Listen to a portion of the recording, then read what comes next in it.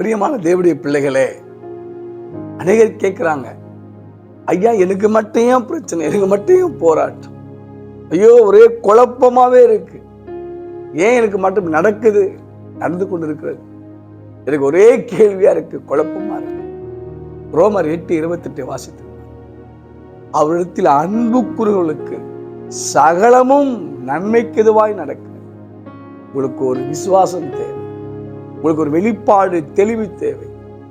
யார் அதிகமாய் கடவுளை நேசிக்கிறார்கள், ஆண்டவராகிய இயேசுவை நேசிக்கிறார்கள், அவர்கள் நடக்கிற ஒவ்வொரு காரியங்களும் நன்மைக்கு தான்.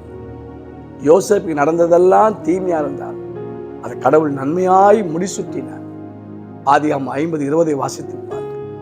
பவுலுக்கு ஒரு முள் இருந்தது, அந்த முள்ளு நிமித்தம் தேவனுடைய வல்லமை புறப்பட்டது. நன்மைக்கு எதுவாக நடக்கும், சோர்ந்து போவாதீர்கள்.